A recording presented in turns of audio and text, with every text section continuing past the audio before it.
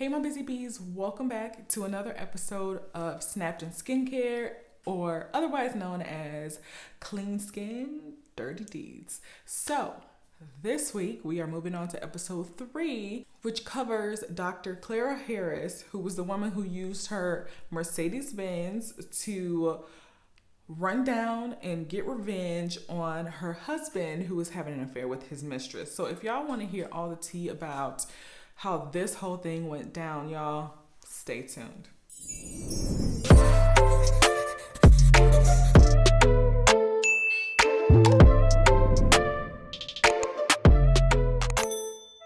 So for all of those who are just finding my channel, hey y'all, welcome in.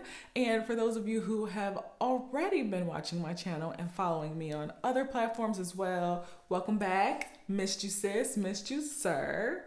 But if you have not yet subscribed, make sure that you subscribe to this channel. You don't want to miss any of the true crime stories. I also do makeup and true crime, along with things like fragrances and hair as well. So you don't want to miss anything that I have coming out for you guys. So make sure you subscribe and hit that notification bell so that you get notified when I post new content. But today, the plan is, as you can see, it is daylight. So we are not doing a nighttime routine. This week, we were doing a daytime routine. So I'll show you guys kind of the products that I use during the day and how I prep my skin to go under makeup. We'll see a few differences today. I still like to do masks to get my skin nice and plump and moisturized and hydrated before I layer any makeup on top of it. So you'll see that today. But there's a couple other things in my skincare routine that I don't use at night. So you'll see that. But let's hop into this week's story, y'all. Okay, you guys, so Clara was born as Clara Suarez, and she was born right outside of Bogota in Colombia. She was 5 when her father died, and it was really left up to their mom to provide for their family. So she worked as a seamstress, and she provided the best way that she could for her family. Now, when Clara was in her 20s, she decided that she was going to move to the US, and she made sure that she moved to the US legally because she wanted to do everything by the book. She felt accomplished as a foreigner that was able to legally move to the US. Now, when she initially got to the US, she cleaned houses for money, and she also went to dental school. And while she was going to dental school, she had won Miss Columbia Houston. So she was a really pretty girl, but she was all about, making a name and a career for herself. Now, after she became a dentist, she got her first job at an established dental practice, and that is where she met the orthodontist at this dental practice by the name of Dr. David Harris, and the two hit it off. Now, they hit it off so much that they only dated a few months throughout 1991 going into 1992, and on Valentine's Day of 1992, Clara and David got married. Now, David had already had a child named Lindsay from a previous marriage, but they all became one family, and Lindsay and Clara became something like best friends. So it felt like a good thing for all of them. So after they got married, they moved to Houston, where they both started their own respective practices, and they both ended up having 2 successful practices. But they also built a home in a very cushy and posh neighborhood. I mean, it was so nice that it had its own landing strip for the community. Yes, plain landing strip. So they were living very comfortably. And then in September of 1998, the couple had a set of twin boys. So they had a complete family in their eyes, and they were very happy. At least that's what Clara thought. Now, normally in their relationship, David and Clara would talk all the time during the day. If she called his practice, he would always answer, always make time for her. And they would do things together. They would go to events together. That was just the normal way that their relationship worked. But all of that changed in 2002.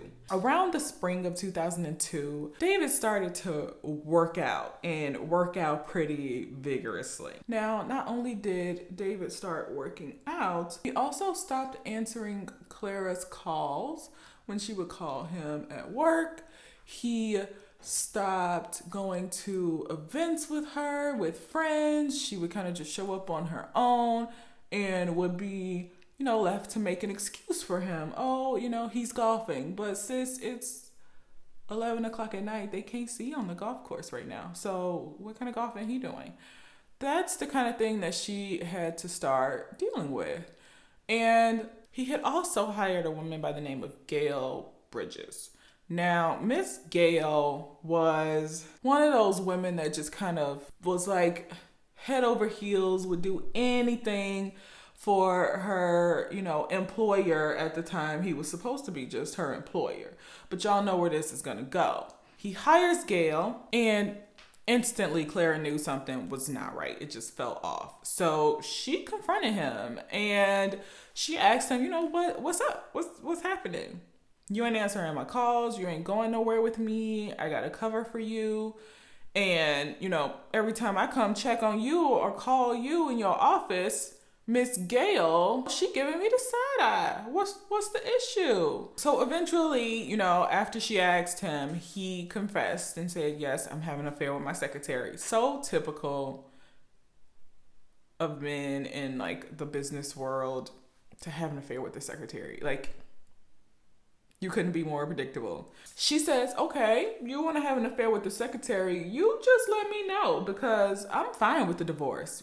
We can cut this off right here. And he told her no. He said no, he didn't want a divorce. He wanted to make it work with Clara. And they had this discussion, y'all. Now, this discussion was a discussion that I personally would never have. But it was a discussion basically of Clara asking, so what do I need to do to keep you as my husband? Like, what does she have that I don't have? That kind of thing. I'm never going to have that conversation. If you want to go, go. That's it. That's the end of the conversation. And I don't have anything else to add to that. But he basically gave her a list of things that she needed to work on and she needed to change because, those were things that his mistress Gail had to offer that she didn't. And she asked, so what's good about me? What's bad about me? What would you change about me? And he said, well, I like that you're a businesswoman. You're a successful businesswoman. That inspires me. And that was all the positive that he had to say about his wife. His wife that had given him 2 twin boys and taken amazing care of his daughter, Lindsay, and taken good care of him. And she said, okay, so if that's all that, you like about me versus Gail, what are the things that I need to work on, that I need to change? And he said, okay, you're fat. Conversation would have been over there. He basically said, you don't listen to me. You don't make time for me. You're a workaholic. You put the kids before me and you're fat. He also said that, he liked that Gail had a boob job. And his wife, who had now had twin boys, I'm sure when you have kids, those boobs drop. So they look a little different compared to fresh boobs. So what did Clara do? She made a list. She wrote it down. She took a break from work. She set up appointments to get her boobs done. She set up an appointment for lipo so that she could be skinny instantly. She did all of this thinking that, she was pleasing her husband and this would get him to stay. They also had a conversation where he was supposed to go to this final dinner with Gail, and that is where he was supposed to end it, cut it off, because she was doing all the things that he asked her to do. So David set up this appointment or this date with Gail, and they were supposed to go to a place called Perry's Steakhouse, and that is where he told his wife he was going to end it with her at this dinner. But, of course, a wife who's been cheated on is not going to believe that, right? And Clara was no different. She didn't believe it either. So what does Clara do? She hires a private detective to make sure he ain't doing nothing he ain't got no business doing. Now, that very night that he had made the appointment or date with the mistress, Gail, he, again, they were supposed to go to Perry's. And I guess for Clara, the private investigator just was not enough. So she called a friend and she was basically like, sis, can you go pull up on Perry's Steakhouse and make sure that my husband is there and Gail's car is there, because that's where they're supposed to be. And this is where he's supposed to be ending it with her. So when Clara's friend pulled up to this restaurant, she called Clara and said, sis, David's car ain't here. And Gail's car ain't here either. And instantly, Clara said, okay, thank you for your services. And she contacted the private investigator that should have been following him this entire time. So when she contacted the private investigator, obviously to avoid conflict, they were never going to tell her exactly where they were following him, where he was. But the private investigator was like, okay, yes, sis, he is definitely still cheating on you, and you're definitely going to have plenty of evidence of adultery for your, divorce case. But everything is under control, nothing to worry about, no need for you to pull up. And no, I'm not telling you where we are. We're at a hotel, but I'm not telling you where we are. And that was probably the biggest mistake that the private investigator could have made, because she knew exactly what hotel they were at. So Clara and David's daughter, his teenage daughter, Lindsay, they both pull up to the hotel where they think David and his mistress are. Now, this hotel is the Hilton Hotel in nearby. This is also where David and Clara held their wedding reception. This was also where he had said that that's where he was taking Gail to have the affair, prior to him saying that he was going to end it. So literally, as soon as they pull up, they see Gail's Lincoln Navigator. Clara instantly hops out and she just starts going in on that car. She's scratching it up. She's trying to break windows. She's trying to do some real damage to this vehicle. After that, they go into the lobby, and Lindsay in on this too. She, that's the homegirl. That's Clara's homegirl. So Lindsay calls her dad and she's like, Dad, one of the twins is real sick and we need you to come home. Of course, he's a horrible man and a horrible person, but he's a good dad, apparently. They wait and they hope that, he walks into the lobby. He gets off that elevator and walks into the lobby. This man walks out of the elevator holding Gail's hand. Yes, holding his mistress's hand. And just like that would have been the final straw for any woman, that was the final straw for Clara. First of all, I done told you that your son is sick. Even if I am lying, you walking out happy lollygagging like you ain't got a home emergency. Second of all, you holding her hand and this is supposed to be over. So instantly Clara is on the attack. Now, me personally, I'm never gonna fight a woman that owes me nothing in an affair situation. If I got any hands, they come in straight for my husband. But she jumps right on Gail. And there's people in the lobby that are watching this go on and trying to break up the fight. And, Clara got a hold of Gail's shirt and ripped the woman's shirt off. So now she's just out there, titties out, like in the middle of a Hilton lobby. And to make matters even worse, like once they got them broken up, the women broken up, Clara just, she starts talking to everybody in the lobby and she's, ladies and gentlemen, we are here tonight because Mr. David Harris, this is Mr. David Harris, and he's effing his secretary. Like, sis was not playing, okay? She had it. And then you have Lindsay, who has her purse, while Gail is, going at it with Clara. They're fighting. You got Lindsay on her daddy's back with her purse, beating him with the purse. Like, what is going on in this lobby, y'all? It was a scene. But finally, the employees of the hotel managed to get, Clara and Lindsay into Clara's car. And who does her husband leave with?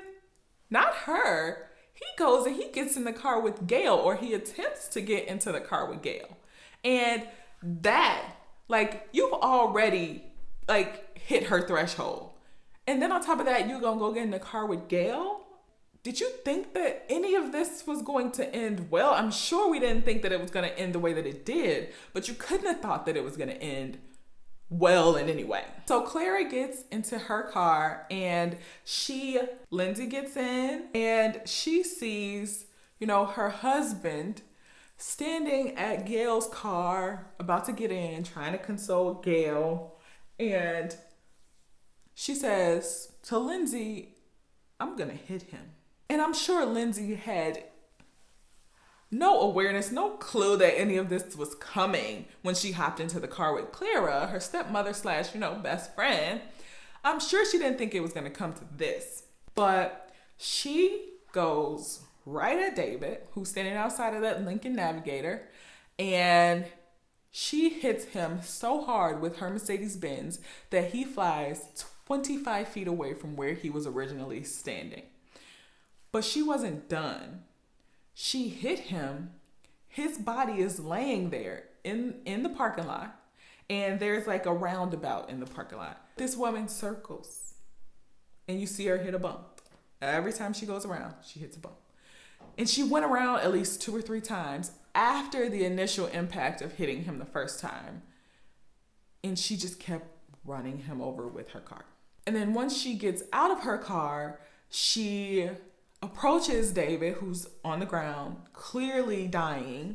And she's yelling at him, David, look what you made me do. Look what you made me do. And this is according to all the witnesses that were there. Police were there. Security was there. Like, it wasn't like an incident where no one was around. Everyone witnessed what happened, even the private investigator. But paramedics finally got to the spot. One of the people who were staying in the hotel, they called police and paramedics, and the paramedics got there. But unfortunately, by the time they got David to the hospital, they pronounced him dead upon arrival. Now, police arrested Clara on the spot. And right after they arrested Clara, the private investigator, who had been sitting in the parking lot right across from the hotel the whole time filming, walked up to police and gave them a tape and said, look, I have it all on camera. I was here. She hired me to just, kind of follow her cheating husband to get evidence for a divorce case. But it went way left. Here's the evidence. Do what you need to with it. Now, the actual trial for Clara Harris began on January 23rd of 2003. And basically, this case was all about, whether or not she actually had control of her thoughts and her actions in the moment of her running over her husband. We knew that she did it. There was tape evidence that it was her. She had somebody in the car with her when she did it. It was all about the intent of her actions. Now, when prosecutors called up their witnesses, the witnesses all pretty much told the same story. That first, they saw Clara run into Gail's truck, and then she hit David and sent him flying. And then he was on the ground, and she ran over him a couple of times. They also called a pathologist who confirmed that that is what happened based on the science. They also called Lindsay, who was Clara's stepdaughter and David's daughter from the previous marriage. And, Lindsay said, she loved both of them. She loved Clara. She loved her father. And she just wanted Clara to pay for what she did to her father. She didn't have any ill will against her. She knew that, Clara was angry, and rightfully so, that her husband was a cheater and a compulsive liar. But it doesn't qualify her actions just because he cheated on her. She could have just as easily walked away. So when Lindsay testified, she said, yeah, I was in a car. Clara sat there for a minute and she said, I'm going to run him over. I'm going to hit him. And when she did that, Lindsay started pleading with her to stop, to check on her dad. That's her dad. Stop. And she just kept running him over. She completely ignored what Lindsay was saying to her as she was begging for her to stop running over her father with her Mercedes-Benz. She just blocked her out and just kept driving that circle. Now, Lindsay's story, was riveting. She was in the car, but The defense tried to say, first of all, what you actually see and what everybody is pointing to as being David's body on the ground, oh, that's not actually his body. That is a concrete curb that you see, not his body. It was actually proven that that was incorrect by police that were actually on the scene. That was not a curb that she was bumping over repeatedly in the same spot over and over. That was his body, unfortunately. Now, Clara also testified herself.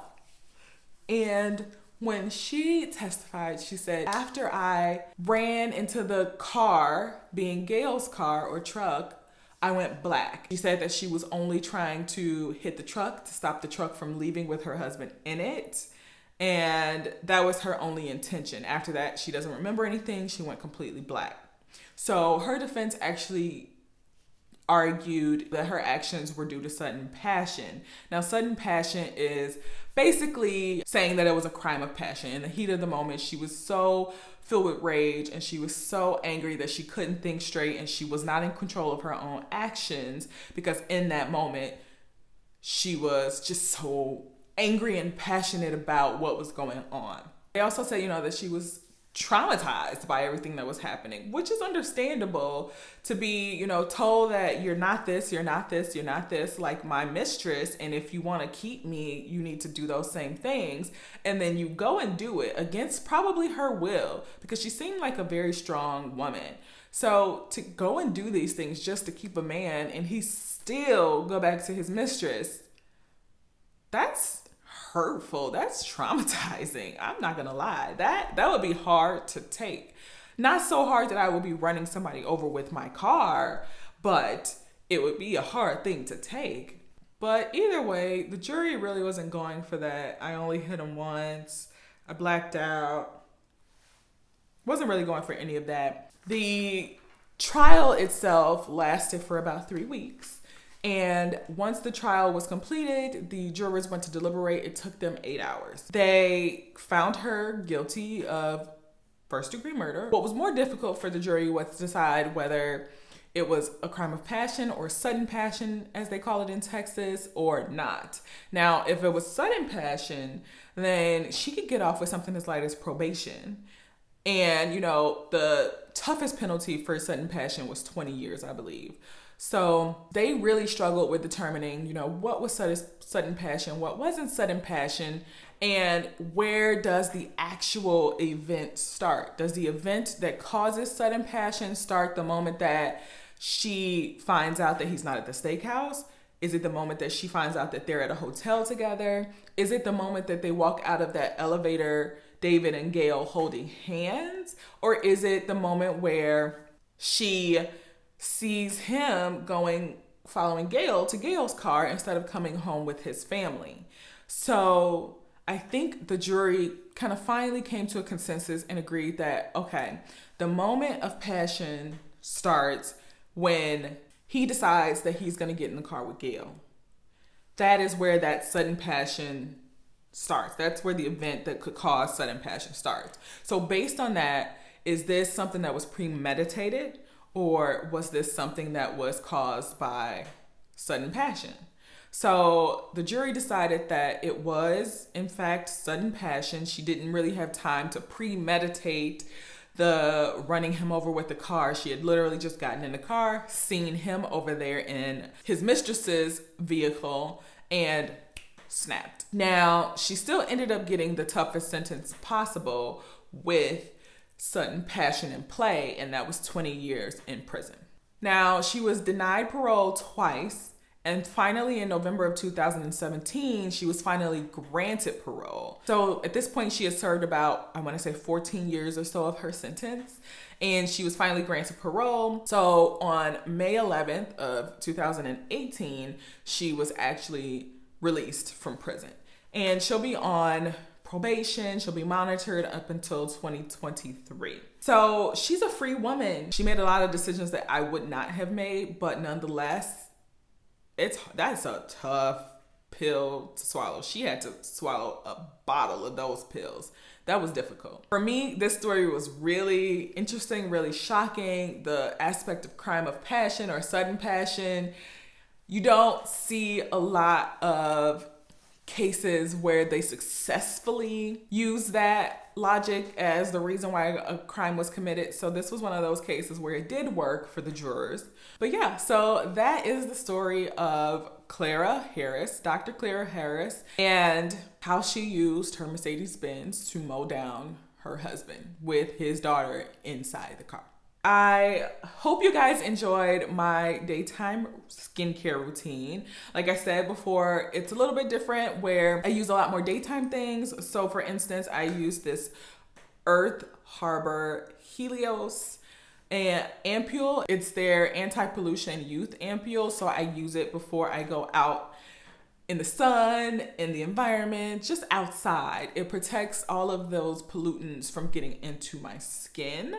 So that is something that I use during the day. Of course, I'm always using a sunscreen, and today I use the Super Goop Unseen sunscreen, and this is a great sunscreen for me because it's sweat proof and it's waterproof, so it's great for summer, but it's also clear. I have dark skin. Y'all know what sunscreen looks like on my skin tone, and you cannot see this whatsoever when you apply it. The other thing that I use during the day is my Cetaphil, my Hydrating Eye Gel Cream, and this has hyaluronic acid in it, and I use it during the day because hyaluronic acid plumps the skin, it hydrates the skin, so it makes my eyes look less tired, look less old, whatever you want to call it. It just gives me a really awake and young look around the eyes. So those are the things that I use during the day. Again, sometimes I vary those things depending on how I'm feeling or if I'm going out that day or not. And I also use this 111 Skin Mask.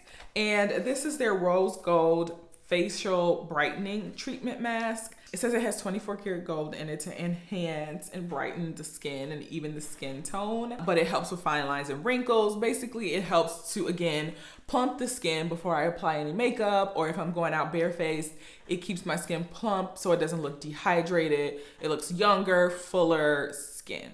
I really hope that you guys enjoyed my daytime skincare routine.